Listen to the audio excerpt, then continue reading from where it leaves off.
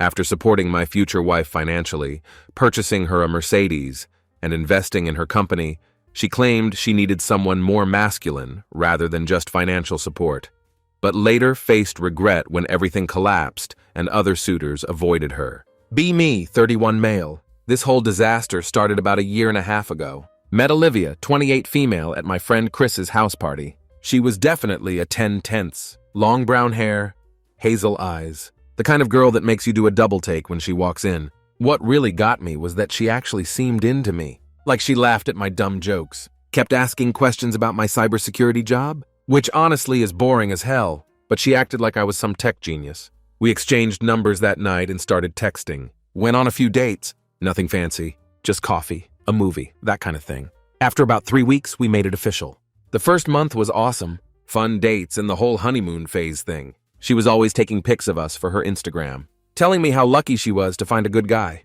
But I noticed that she always wanted to come to my place instead of hers, or how she'd suggest we order in rather than go out, saying she was trying to save money, but I thought it's not a big deal as long as we both are comfortable. Then the sob stories started coming, small things at first. Her phone got shut off because she forgot to pay the bill. Her landlord was being a jerk about her being late on rent.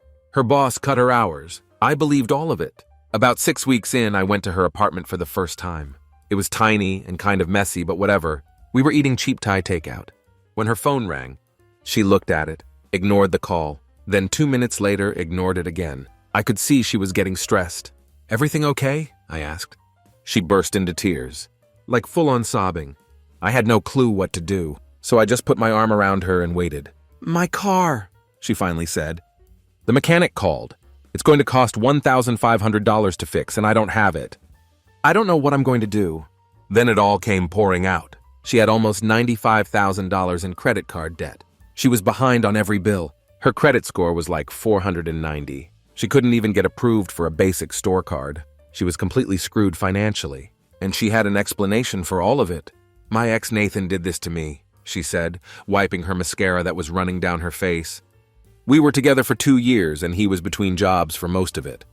He convinced me to put everything on my cards. Rent, food, his car payment, everything. He promised he'd pay me back when he got on his feet. Then I found out he was cheating with some girl from his gym. And he just disappeared, blocked me everywhere. Left me with all this debt. Man, I was pissed at this Nathan dude I'd never even met. Who does that to someone they supposedly love?" She seemed so broken, saying stuff like, "I'm drowning, and I'll never get out of this hole." I remember sitting there thinking how I'd been raised to be good with money. My parents taught me to save. I had a decent emergency fund, and my cybersecurity job paid pretty well. So I said what I now realize was the beginning of the end. "Maybe I can help you figure this out?"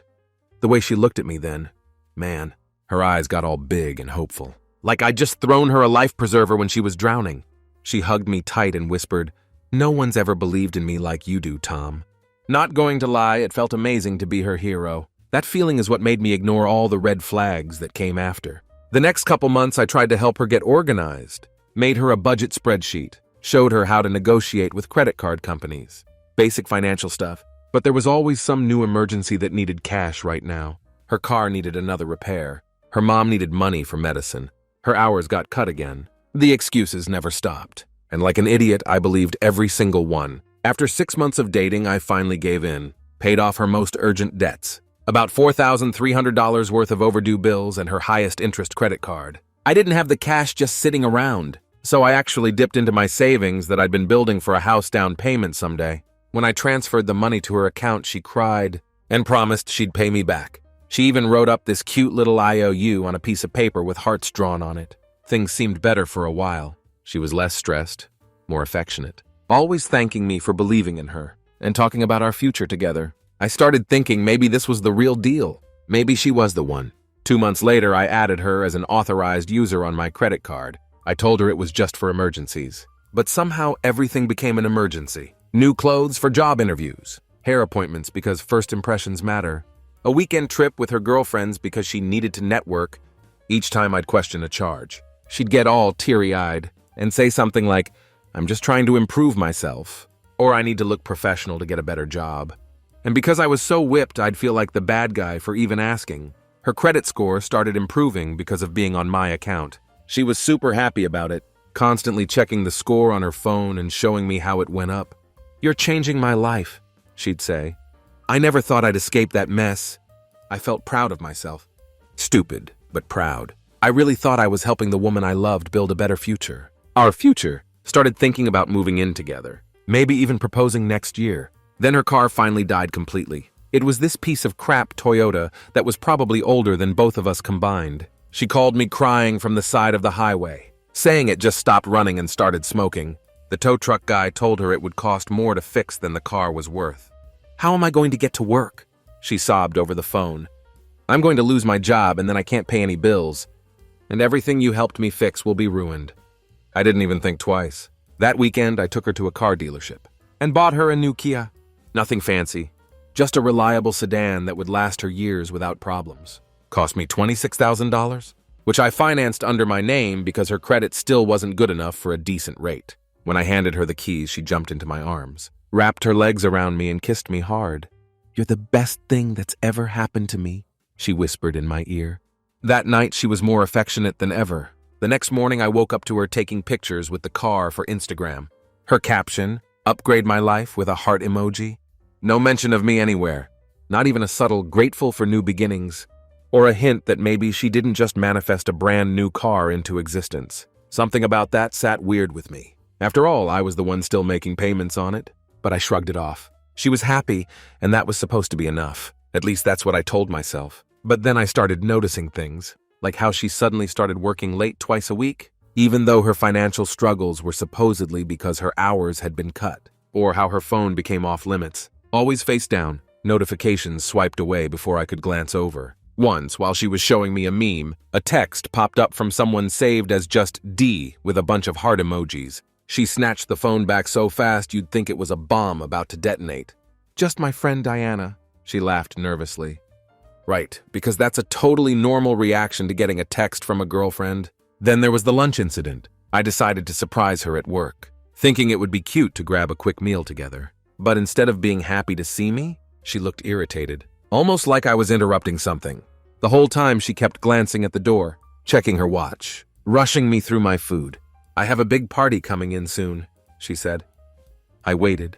No party ever showed up. After a few weeks of brushing off the uneasy feeling in my gut, I decided to put my doubts to rest once and for all.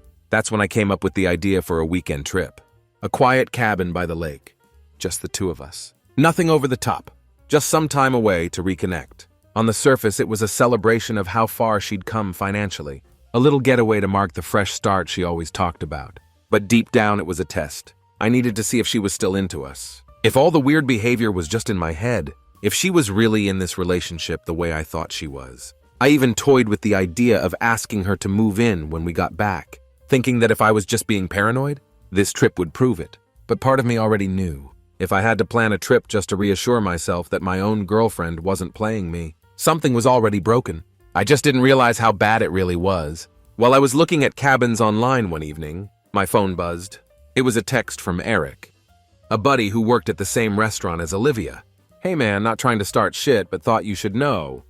Olivia's been hanging around this real estate dude who comes in for lunch. Guy drives a BMW and wears suits. She's been taking her breaks when he comes in. Doesn't look like just friendly customer service to me." My stomach did this weird dropping thing.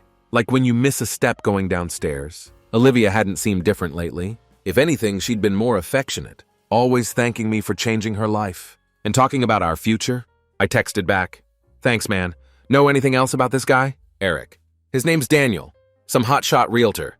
Tips big and always asks for Olivia's section." She giggles at everything he says. Didn't want to say anything but saw them in the parking lot yesterday.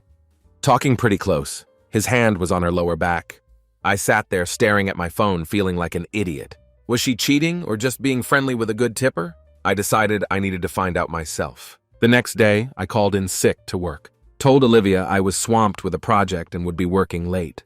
Then I parked across from her restaurant around lunchtime. I felt like such a creep sitting there waiting. But I had to know. Sure enough, around 12:30, this dude in a gray suit pulled up in a black BMW. He looked like a douchebag from a mile away. Slicked back hair, designer sunglasses. The works? I watched him go in and get seated in Olivia's section. Through the window, I could see them talking. And yeah, Eric wasn't exaggerating. The way she touched his arm and laughed wasn't how you act with just any customer. During her break, they walked out to his car and talked for like 15 minutes. She was playing with her hair the whole time, something she did when she was flirting. They didn't kiss or anything, but the body language was obvious. This wasn't innocent. I felt sick, but decided to keep watching. That night, Olivia texted saying she had to work a double shift because someone called in sick. I drove by the restaurant at 9 p.m., and guess what? Her car wasn't in the parking lot. I called the restaurant pretending to be her brother with an emergency. The manager said she'd left at 8 o'clock, so I drove to her apartment. Her car wasn't there either. I sat in my car feeling like the biggest chump in the world. Around 11:30, I saw headlights pull in. It was Olivia in her Kia, the one I was still making $400 monthly payments on. And she wasn't alone. The BMW guy was following her. They parked, got out, and walked into her building together. I wanted to throw up. All those months of helping her, paying her debts, buying her a car. For what? So she could cheat on me with some real estate jerk. I was about to storm in there when I remembered something important. The car was still legally mine. I had a spare key in my glove compartment. Instead of confronting them, I went home and made a plan. The next morning, I texted Olivia. Need to talk. Meet me at Caribou Coffee downtown at 2. She replied quickly. Everything okay, babe? Just need to discuss something. See you at 2. I got to Caribou early and watched her pull up in my car. She looked good. Too good for someone just meeting her boyfriend for coffee. New outfit, hair done, full makeup. She'd made an effort, and I knew it wasn't for me. She came in, ordered some fancy $7 coffee, which I paid for, of course, and sat down across from me with this fake concerned look. Oh, what's up, babe? You seem weird. I looked her straight in the eyes. Who's Daniel? Her face changed instantly. First shock, then anger, then fake innocence. Daniel? Oh, he's just a regular at the restaurant. Good tipper. Cut the crap, Olivia. I saw you with him last night. She froze for a second. Then her whole personality changed. Like the sweet, vulnerable girl I'd fallen for just disappeared. She sat up straighter. Her eyes got cold. And suddenly I was looking at a completely different person. Fine, Daniel and I have been seeing each other. He's successful, ambitious, actually going somewhere in life. I let out a sharp laugh, my hands clenching into fists under the table. And what am I then? Just some dead weight holding you back? She sighed like she was explaining something to a little kid. Look, Tom, you're sweet, you really are. But Daniel is on my level. Or rather, the level I deserve to be at. Your level? I repeated, not believing what I was hearing. Yes, my level. I was stuck in a financial hole when we met. You helped me out, and I appreciate that. But now that I'm back on my feet, I need someone who can keep me there. Someone with ambition, connections. Daniel just bought a condo downtown and is taking me to Bali next month. I leaned in, my voice calm but cutting. You deserve better? I repeated, letting the words sink in. Olivia, when I met you, you were drowning. Your credit was shot. You were dodging bill collectors. And your car was barely holding together with duct tape and prayers. You weren't living, you were surviving. And I was the one who pulled you out of the gutter. She opened her mouth to argue. But I wasn't done. I picked you up when you had nothing. I paid off your debts. I gave you a fresh start. And what do I get in return? You acting like you leveled up all on your own? And trading me in the second you found someone flashier? I let out a cold laugh. You weren't looking for a partner, Olivia. You were looking for a sponsor? And guess what? Sponsorship revoked. She had the nerve to look annoyed. Don't be dramatic. I was going to tell you this weekend. It's not personal. I just need to think about my future. I nodded slowly, taking a deep breath. Then I reached into my pocket and pulled out my keys. What are those for? She asked, looking confused. The car, I said calmly. I need to borrow it. What? No, I need my car. I have plans with Daniel later. It's not your car, Olivia. It's mine. Check the paperwork. It's in my name. I'm still making payments on it. Her face went pale. You can't take my car. How am I supposed to get around? I stood up, feeling more in control than I had in months. Not my problem. Maybe Daniel can buy you one with all his real estate money. I walked out of Caribou, ignoring her yelling behind me. I got in the car, my car, and drove away, watching in the rearview mirror as she stood in the parking lot, screaming and waving her arms like a crazy person. I texted her an hour later. Find your own ride home. Your stuff from the car will be in a box on your doorstep. Don't contact me again. Then I blocked her number and started planning my revenge. Olivia thought she could use me and then throw me away. She was about to learn a very expensive lesson. As I was cleaning out the car, I found receipts for stuff I didn't buy, expensive makeup, clothes, even a hotel reservation for the following weekend. She'd been using my credit card for everything. The anger I felt in that moment was like nothing I'd experienced before. This wasn't just about her cheating. She'd been playing me from the beginning. When I got home, I made a list of all the ways I'd helped Olivia and how I could undo each one. I wasn't going to do anything illegal. I just wanted her to end up exactly where she'd started before I came along, broke and desperate. And that's exactly what I did. I called my credit card company. "Hi, I need to remove an authorized user from my account immediately." The customer service lady asked if there was a problem. I just said she's no longer part of my life, and I'm concerned about potential unauthorized charges. Done in 5 minutes. I also contacted my bank to stop any pending payments I'd set up for her other debts. Then I called the consolidation company I'd been working with to handle her remaining credit card balances and canceled our arrangement. By the next morning, Olivia's financial life was in shambles again. Her credit score would drop, her debts would reappear, and she had no transportation. But I wasn't done yet. Next target, Daniel, her new upgrade. The guy deserved to know what he was getting into. Finding him wasn't hard. Olivia had already posted a picture with him on Instagram, with tags like #moving up and #real estate power couple. His full name was Daniel Thompson, one of those young hotshot realtors with his face plastered on bus stop benches all over town. I found his business email and sent him a message. "Hey Daniel, you don't know me, but I'm Tom, Olivia Wilson's ex-boyfriend. We just broke up yesterday, actually. I wanted to give you a heads up about what you're getting into. For the past year, I've been paying off Olivia's massive debts, about $95,000 worth, fixing her credit score, and I even bought her the car she's probably been driving around in. She broke up with me right after I got everything squared away for her, saying she could finally date someone on her level. I'm guessing that's you. Just thought you should know she's not financially stable like she probably told you. She's actually terrible with money and will expect you to bail her out constantly. Also, I've reversed all the financial help I was giving her, so she's about to be in serious trouble. P.S. I've kept all the receipts and documentation showing I paid for everything, so there's nothing she can do about it.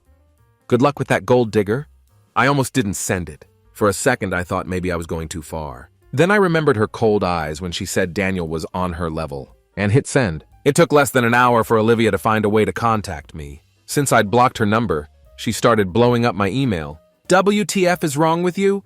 Daniel just called me asking about my financial situation. You had no right to contact him. You're just jealous he's more successful than you." I laughed and sent back one line.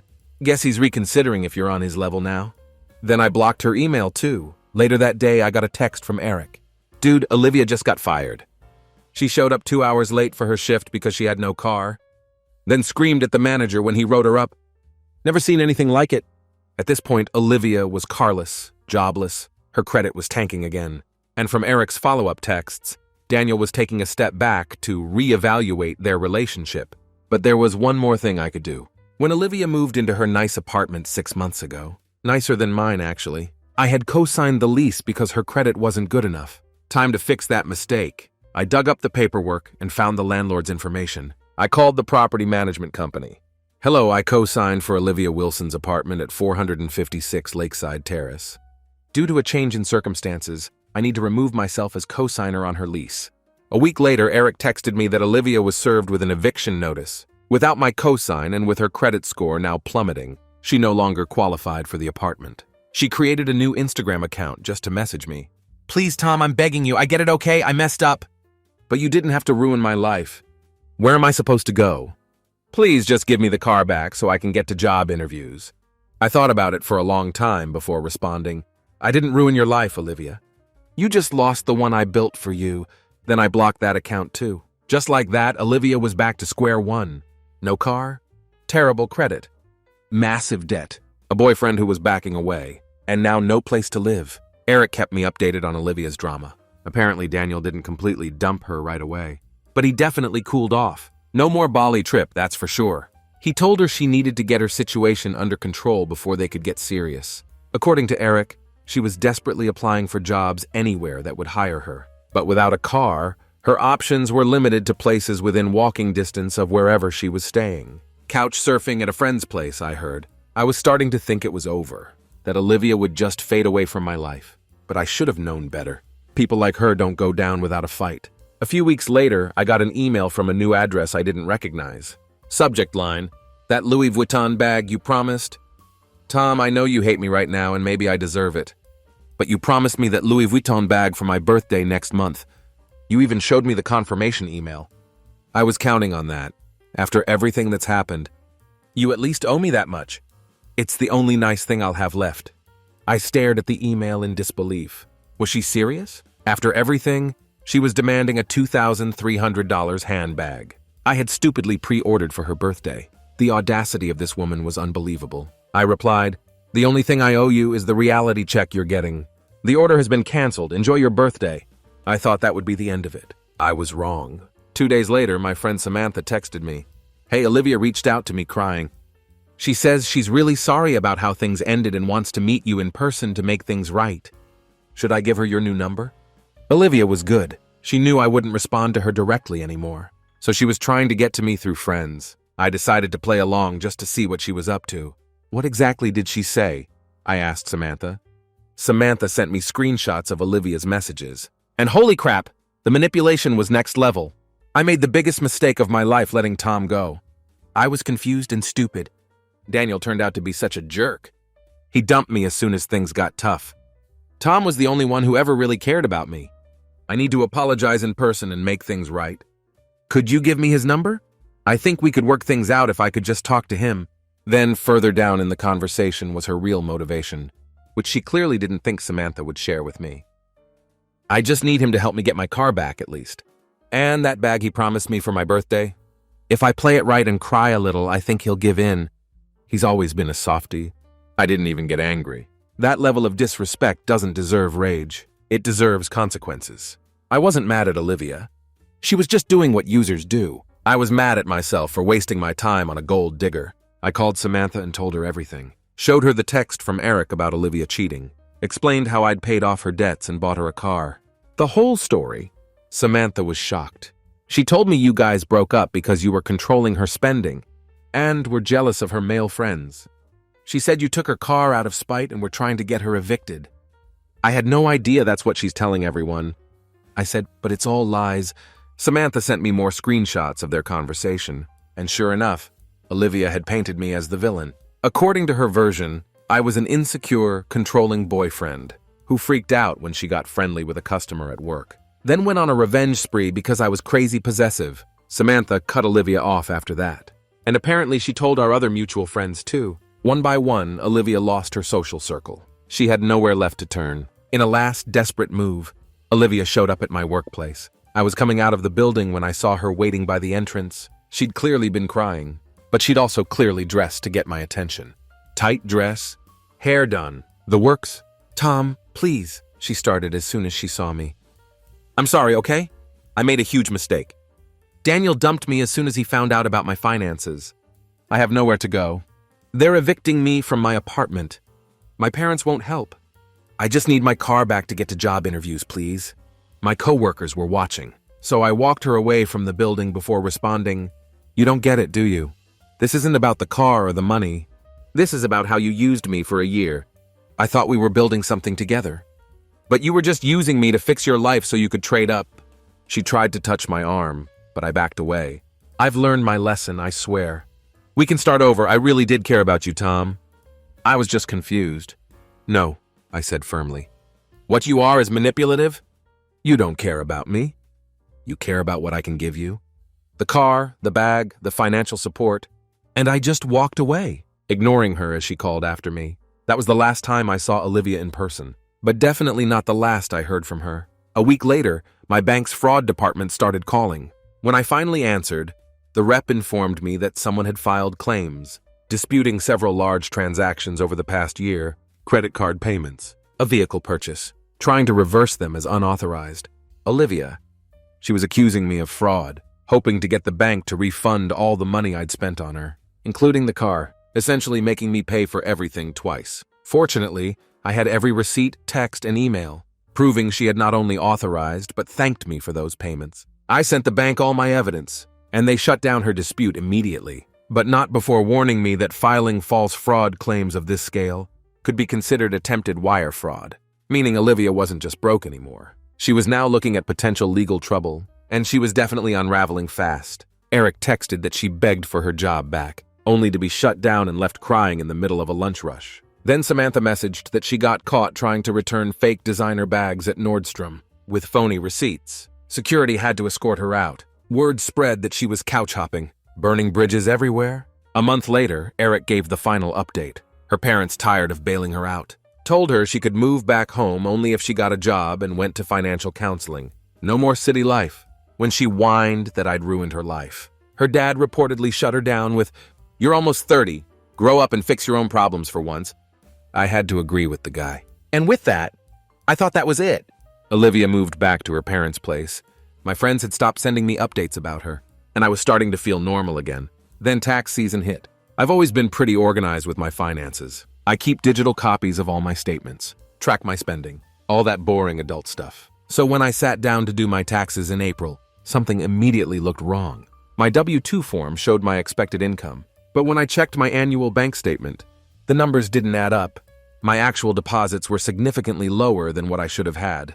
Based on my paychecks and regular expenses, I started going through my statements month by month, transaction by transaction. That's when I found a pattern of cash withdrawals I didn't remember making. Small amounts. $200 here, $300 there, spread out over the past 6 months. None of them big enough to raise red flags individually, but added up, almost $10,000 missing. I called my bank feeling confused and a little scared. Was someone stealing my identity? Had my card been cloned? The customer service rep pulled up my account. "I can see several in-person withdrawals made at various branches," she said. "Each one was authorized with your debit card and PIN, and the withdrawal slips were signed.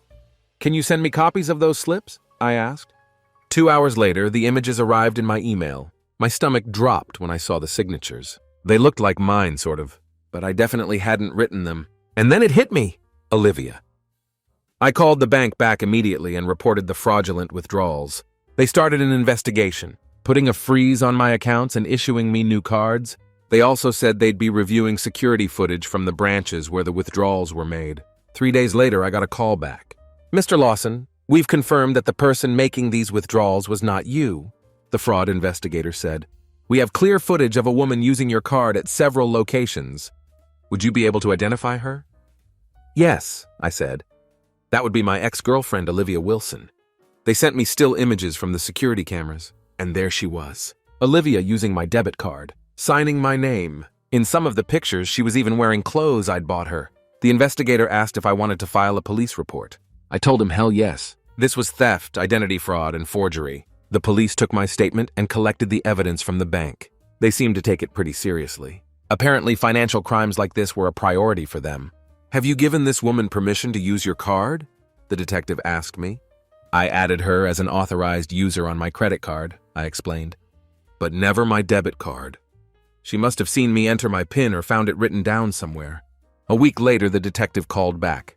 "We're issuing an arrest warrant for Olivia Wilson," he said. "This isn't her first offense." "What do you mean?" I asked. "We ran her name through the system. She has a history of similar complaints, though no convictions. 2 other men have reported nearly identical situations in the past 3 years.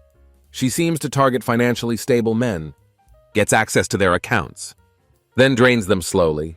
I felt sick. This wasn't just opportunistic behavior from a selfish girlfriend. Olivia was a predator who had deliberately targeted me from the beginning. The detective continued. "When we searched her parents' house, where she's currently staying, we found a notebook with detailed notes about your finances, passwords, and even a timeline for how long she needed to stay with you to get what she wanted." I sat down feeling like I'd been slapped. "A timeline?" "Yes. According to her notes, she planned to stay with you until you paid off all her debts and bought her a car. Then she was going to move on to her next target. This real estate agent she'd already lined up." Everything suddenly made sense. The way she'd cried when I first offered to help her financially. How she always seemed to be looking through my mail or watching me use my phone. The times I'd catch her in my home office and she'd say she was just looking for a charger. She'd been studying me, learning my patterns, gathering information. I wasn't her boyfriend. I was her mark. The detective asked if I'd be willing to testify if the case went to court. I agreed immediately, not just for myself but for any future guys she might target. 2 days later, Olivia was arrested for fraud and identity theft. Because of the amount stolen and the evidence of premeditation, she was facing actual jail time. Her parents called me, apologizing profusely. They had no idea their daughter was doing this, they claimed. They offered to pay back the money, but I told them to save it for her legal fees. She was going to need them. The bank eventually reimbursed me for the stolen money, though it took almost 2 months to sort everything out. Olivia eventually pleaded guilty to avoid a trial. She got 18 months in jail plus probation, and was ordered to pay restitution to all her victims. Her parents sold her designer clothes and jewelry to help cover the costs. And yeah, it's been about a year since Olivia got sentenced. According to the victim notification system, she's still in jail, and will be for another few months. Sometimes I still can't believe all this actually happened to me. Like, how did I not see any of this coming? The aftermath of the whole Olivia situation was pretty rough for months. After finding out about the theft, I had trouble trusting anyone. I changed all my passwords, got a new phone number, installed a security camera in my apartment, and became super paranoid about my finances. I'd check my bank accounts multiple times a day, looking for any sign of unusual activity. But some good things came out of this whole mess, though. For one, I actually ended up getting promoted at work. All those hours I used to spend with Olivia, I channeled them into projects and overtime instead.